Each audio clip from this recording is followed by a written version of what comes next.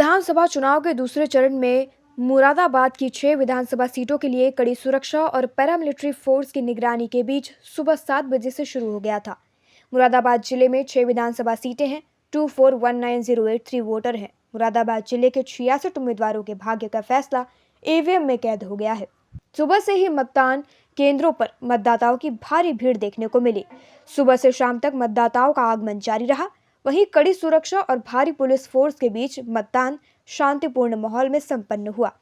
बताते चले, विधानसभा चुनाव के दूसरे चरण में सोमवार को मतदान सुबह 7 बजे से कड़ी सुरक्षा और निगरानी की भी शुरू किया गया।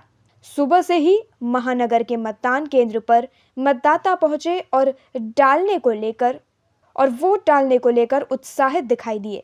महानगर में कई जगह ईवीएम की खराबी के कारण मतदान देर से शुरू हुआ और पुलिस प्रशासन की सक्रियता के बीच ईवीएम ठीक होने पर मतदान शुरू किया गया। मतदान करने के लिए मतदान केंद्रों पर मतदाताओं की भीड़ पहुंचना शुरू हो गई। युवक, युवतियां, महिलाएं, बुजुर्ग वोट डालने से पीछे नहीं रहे और उन्होंने मतदान केंद्र पर पहुंचकर मतदान शुरू किया।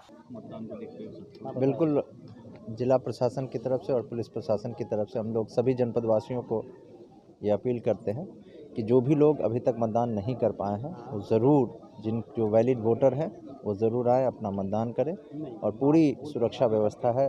सभी अधिकारी, सभी हमारे मोबाइल्स भ्रमणशील हैं और शांतिपूर्ण ढंग से जो है चुनाव संपन्न होगा और सभी लोग बिना किसी झिझक के, बिना किसी डर के आकर मतदान करें। मुरादाबाद जो हमारा शहर है ये पीतल नगरी के नाम से मशहूर है और यहाँ गरीब तबका ज़्यादा है और यहाँ पर जो है विकास के नाम पर ही वोट पड़ रहा है। और समाजवादी पार्टी की 2012 से 2017 तक जो सरकार चली, समाजवादी पार्टी का नारा था काम बोलता है। और जैसे ही 2022 का चुनाव का बिगुल बजा और तमाम ही भारतीय जनता पार्टी की 5 साल सरकार रही, फिर देश के अंदर कोई काम नहीं हुआ, कोई विकास नहीं हुआ। जनता तरस हो गई और महंगाई, बेकारी ने दम तोड़ दिया। इसीलिए तमाम जनता इंतज़ार में थी कि 2022 आए और हम लोग समाजवादी पार्टी की सरकार लाएं, माननीय राष्ट्रीय अध्यक्ष अखिलेश यादव जी को मुख्यमंत्री बनाने का काम करें। कहीं मशीनें ख़राब हो जाती हैं, कहीं पर जो है स्लो चल रही हैं, जिसकी वजह से तमाम लंबी लंबी कतारें लगी हैं। तो इस तरह से जो है अब प्रशासन को पूरी तरह से देखना चाहिए और तुरंत मशीन को बदल देना चाहिए। तो ऐसा प्रयास कर रहे हैं हम लोग। डीएम साहब से बात हुई, 1-2 मशीन ख़राब हुई, डीएम साहब से जब बात हुई उन्होंने बदलवा दी। बाकी जब तक अधिकारियों से संपर्क नहीं हो पा रहा है तो जब तक परेशानी हो रही है। हिंदू, मुस्लिम, सिख, ईसाई उनको नकार रहे हैं जिन्होंने नफरतों की सौदागरी करके और गद्दियाँ हासिल करी, जिन्होंने कभी ना तो रोज़गार की बात करी, ना किसान की बात करी, ना मजदूर की बात करी, ना महंगाई की बात करी।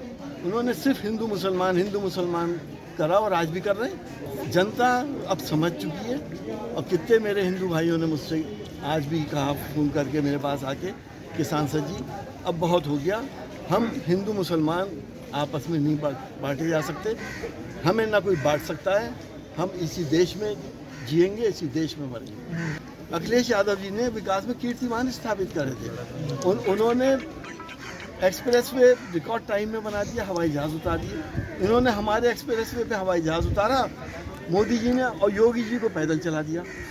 और उसके बाद आप देखें, सारे तहसीलों को मुख्यालय से 4 लेन में जोड़ा गया था।